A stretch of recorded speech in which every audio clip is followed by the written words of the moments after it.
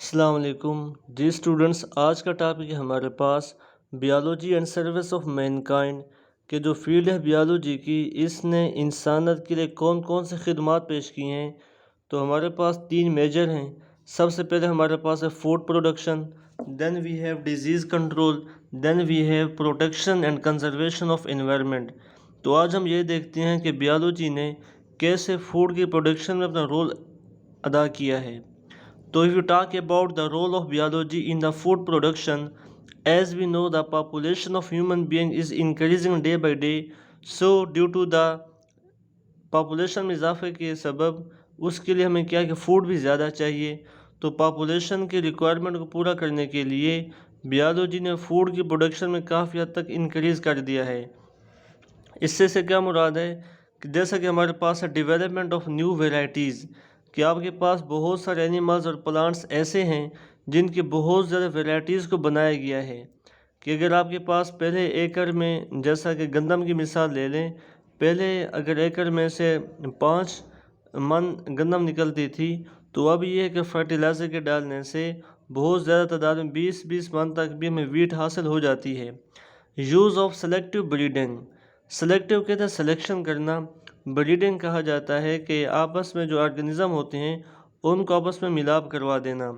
तो जो बहुत हमारे पास जो ब्रीडर होते हैं मिलाप कराने वाले, उन्होंने बहुत सारे वेराइटीज़ प्रोड्यूस करवाई हैं, जिसमें हमारे पास वीट है, कॉर्न है, राइस है, शीप है, कौ है। तो एनिमल्स भी हैं, प्लांट्स भी हैं, इनकी बहुत सारी वेराइटीज़ को बना लिया गया है। तो इस किस्म के ऑर्गेनिज़म की वैरायटीज़ के बनाने को नाम दिया जाता है ट्रांसजेनिक ऑर्गेनिज़म्स का। Transgenic organism such organism which है foreign DNA in their cell, इसको कहा जाता है transgenic organism. And it may be transgenic plants और it may be transgenic animals. कि प्लांट के केस में क्या होगा, अगर आपके पास प्लांट के अंदर फॉरेन डीएनए मौजूद है तो ट्रांसजेनिक प्लांट होगा। ऐसे अगर आपके पास एनिमल के केस में फॉरेन डीएनए होगा तो ये हमारे पास इसको नाम दिया जाएगा ट्रांसजेनिक एनिमल्स का। इनको कलेक्टिवली नाम दिया जाता है जेनेटिक इंजीनियरिंग का। इससे क्या मुराद है कि आपके पास the manipulation of genes of interest, कि आपने जो करेक्टर एक नस्ल से दूसरी नस्ल मुंतकिल करवाने हैं, उन करेक्टर्स वाली जीन को ट्रांसफ़र करवाना, इस मेथडोलॉजी को नाम दिया जाता है जेनेटिक इंजीनियरिंग का। पर्पस क्या है? To get desired characters organism. अब इनको हासिल करने की क्लोनिंग की जाती है। क्लोनिंग का दूसरा नाम हमारे पास है टिश्यू कल्चर। क्लोनिंग किसे कहा जाता है? The production of genetically identical organisms by asexual reproduction is known as cloning, इसको कहा जाता है। अब इसकी मदद से बहुत सारे जो आपके पास फूड की प्रोडक्शन के लिए प्लांट के पैथोजन बहुत बड़ा इंपॉर्टेंट एक फैक्टर है, जिससे फूड की प्रोडक्शन में हर साल कमी आ जाती है। तो आपके पास क्या है कि कभी कभी प्लांट्स को इंसेक्ट्स का अटैक हो जाता है, कभी कभी आपके पास जो प्लांट्स हैं उनको क्या हो जाता है, पेस्टिसाइड पेस्ट का अटैक हो जाता है, और कभी कभी फंगस का अटैक हो जाता है, जिसका वीट है और रस्ट एंड समट की डिजीज़ है, जो कि बहुत ही वीट और कॉर्न में कॉमन डिजीज़ है, रस्ट और समट वाली। ऐसे red rot of sugarcane है, पाउडरी मिल्डियो है। तो बहुत सारे डिजीज़ के लग जाने से प्लांट की प्रोडक्शन में कमी आ जाती है। अब उनके लिए क्या है कि बहुत सारे स्प्रेज किए जाते हैं। जैसे इंसेक्ट को किल करने के लिए साइंसदानों ने इंसेक्टिसाइड को तैयार कर लिया है, पेस्ट को किल करने के लिए पेस्टिसाइड हैं, फंगस को किल करने के लिए फंजीसाइड हैं। लेकिन इनका एक प्रॉब्लम ये है कि they will cause toxicity in the environment, इससे एनवायरनमेंट में पोल्यूशन क्रिएट हो जाती है। तो ये इसका एक नेगेटिव फैक्टर है। तो इस नेगेटिव फैक्टर को कम या रिड्यूस करने के लिए सेकंड मेथोडोलॉजी हमारे पास है biological control, the control of pest by the living organism, कि लिविंग बॉडी को इस्तेमाल में लाते हुए पेस्ट को कंट्रोल कर लेना, इसको नाम दिया जाता है बियोलॉजिकल कंट्रोल का। एग्जांपल हमारे पास है एफिड, कि एफिड अटैक करता है वालनट ट्री के ऊपर, जिसको अखरोट का पौधा कहा जाता है।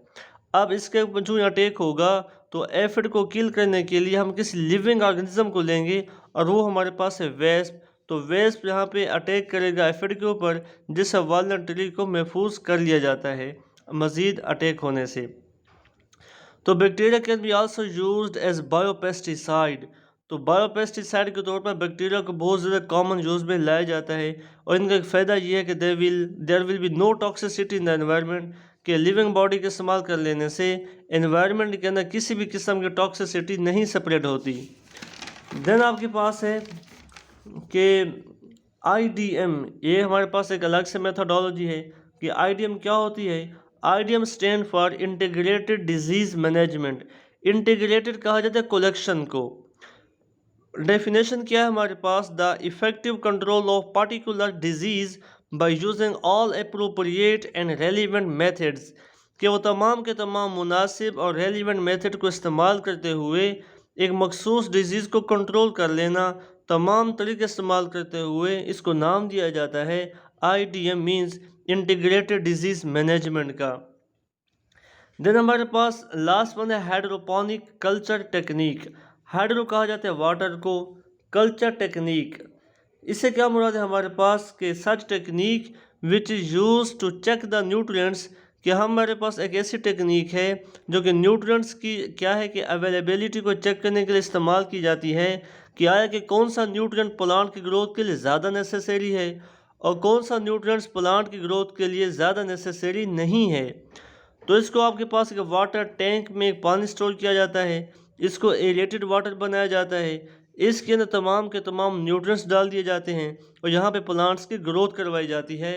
और जब प्लांट्स ग्रो करते हैं बाद में इसके बाद इस पानी में से कंसंट्रेशन को मालूम किया जाता है कि जब हमने पहली दफ़ा कंसंट्रेशन डाली थी तो उस वक्त इसकी कंसंट्रेशन क्या थी, और अब बाद में जब प्लांट्स ने ग्रो किया उसके बाद कंसंट्रेशन कितनी है। अगर कोई ऐसा न्यूट्रिएंट्स जिसकी कंसंट्रेशन में ज़्यादा कमी आई है, इस बात को शो करेगा कि ये प्लांट की ग्रोथ के लिए ज़्यादा नेसेसरी है, और जिस न्यूट्रिएंट्स की कंसंट्रेशन में ज़्यादा कमी नहीं आई तो इस बात को ये शो करेगा कि प्लांट्स की ग्रोथ के लिए इसका ज़्यादा रोल नहीं है। तो इस टेक्नोलॉजी को ज़्यादा एस्ट्रोनॉट्स यूज़ करते हैं वेजिटेबल को प्रोड्यूस करवाने के लिए। देन हमारे पास है फूड प्रिजर्वेशन, कि अगर फूड बन भी गई है लेकिन सिर्फ जो बड़ा मसला क्रिएट होता है वो ये होता है हमारे पास कि वो फूड की स्पॉइलेज हो जाती है। तो स्पॉइलेज से बचाने के लिए लोइस पास्टर ने टेक्निक पेश की जिसको नाम दिया जाता है पास्चराइजेशन का।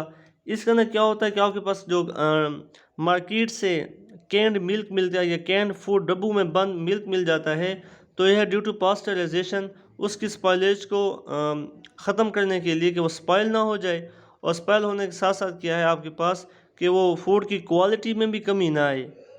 तो ये था आज आपका लेक्चर कि बायोलॉजी क्या है in the service of mankind. Hope you will understand. See you next lecture इंशाल्लाह।